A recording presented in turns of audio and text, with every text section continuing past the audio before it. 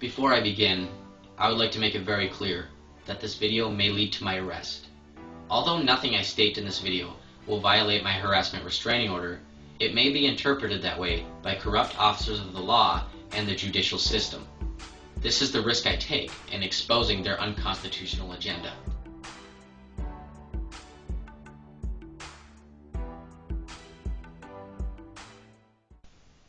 Hi, my name is Robert Wanek.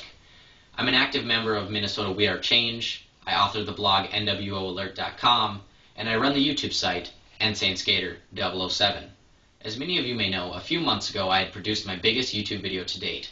This video detailed how I was physically assaulted and harassed by faculty at Breckenridge High School.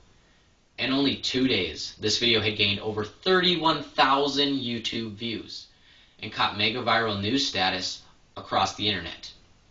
It was suddenly removed by YouTube. At the time, I did not know this would be the least of my worries. Only days later, a police officer showed up at my residence and handed me a harassment restraining order, issued by the very teacher who had assaulted me days earlier. This restraining order stated that I had made harassing phone calls to the teacher, I had displayed threatening behavior to the teacher, and I had videotaped the teacher. None of those three things ever occurred, but this restraining order was accepted into law by Judge Peter Hoff without even having a hearing.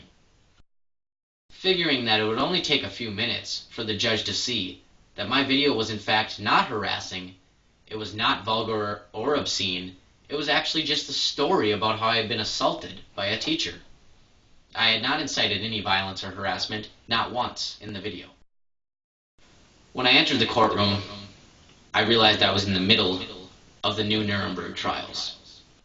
Free speech rights were revoked, and the Constitution was burnt to ashes.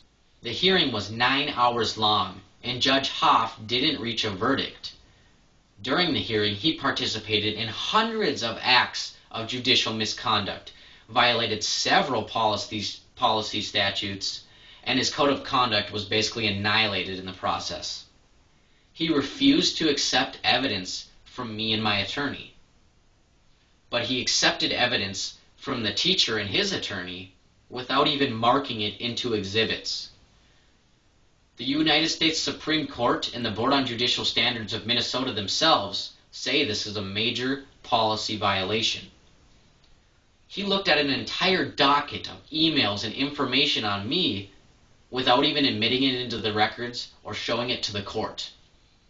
That's like handling a murder weapon before videotaping it, taking pictures, or fingerprints. So we left. Our spirits not broken, our morale higher, with an intensity to want to revoke and repeal this restraining order that was weighing down my life. To this day, I am not allowed to release staff names on the internet. I'm not allowed to videotape staff even in public, which overrides my First Amendment right. I'm not allowed to do anything, basically.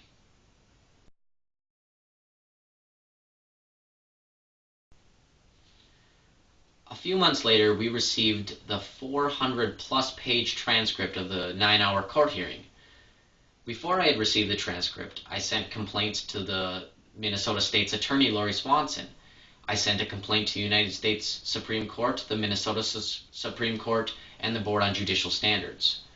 I got a reply from the Board on Judicial Standards who said that if Peter Hoff had looked at exhibits before marking them or without marking them, there would be disciplinary action.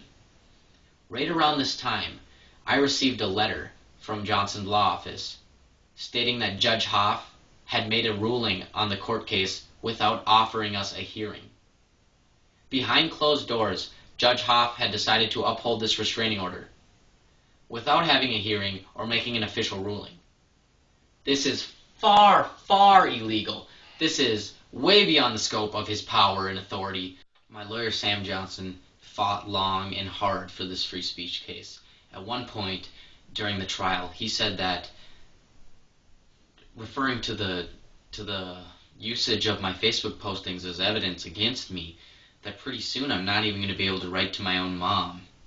That's how bad these infringements on my rights have become, when there's power-tripping judicial bigwigs that have no respect for the Constitution.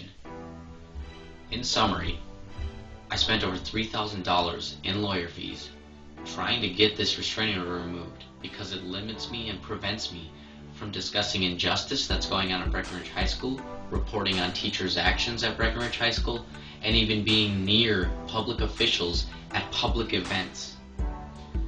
I mean, this is the police state in action, and we know we can't beat them in their own system.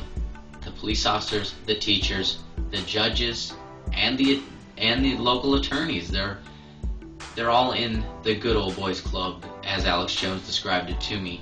So let's do this. Let's do what we know best. Let's take actions into our own hands. And no, not vigilante justice, not violence. Constitutional rights put into action. There's no use in me going through the court system. I've tried it. Putting your trust in the judicial system is like playing Russian roulette with judges.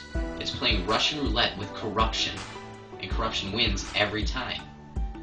I'm starting a campaign where I will sit outside these public officials' houses with signs that read scam, fraud, and corruption, because people need to know these people aren't everyday citizens. These people may be your neighbors, but they aren't your friend, and they are an enemy of freedom.